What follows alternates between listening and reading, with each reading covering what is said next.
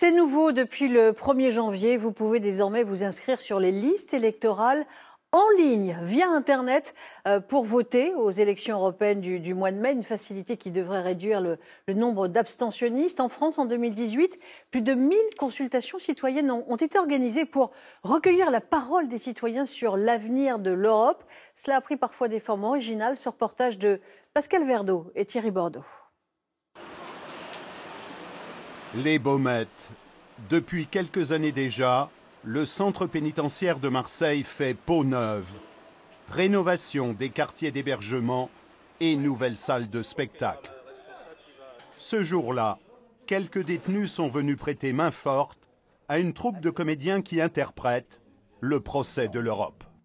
L'Europe est accusée d'incontinence réglementaire entravant la bonne circulation des flux. L'Europe est accusée de publicité mensongère et tromperie institutionnelle sur la nature du projet européen.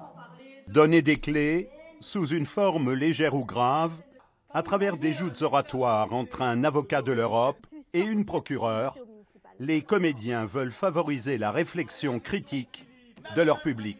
Mais alors, objection, monsieur le Président. Pas d'objection, votre vision n'est pas aux États-Unis. Alors, contestation. Nous, ce qu'on essaye de faire avec nos outils artistiques, c'est qu'on essaye de recréer de l'émotion, du lien. On essaye aussi de personnifier l'Europe, parce que du coup, ça semble être un objet très distant, alors qu'au final, c'est peut-être le fil conducteur du spectacle.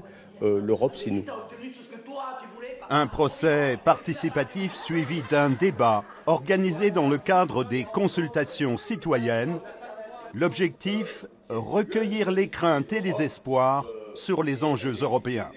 L'image de l'Europe, c'est elle se casse un peu la gueule, que l'Angleterre parte de l'Europe et que les immigrés qui viennent, ça crée des conflits en Allemagne, en France. Vous avez pas, il n'y a pas longtemps, ils ont parlé de l'Aquarius, je crois, ça s'appelle comme ça.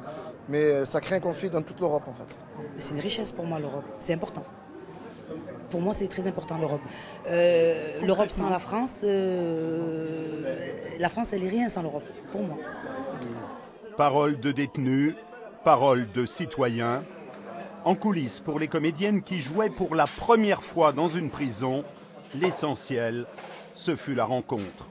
Quand on va jouer à l'hôpital, les enfants malades, on leur dit vous êtes des enfants malades, mais vous êtes d'abord des enfants et vous avez le droit aussi à créer, à imaginer. Là c'est pareil, vous êtes détenus certes, mais vous êtes avant tout des personnes, des individus et donc des citoyens libres de penser et de voter.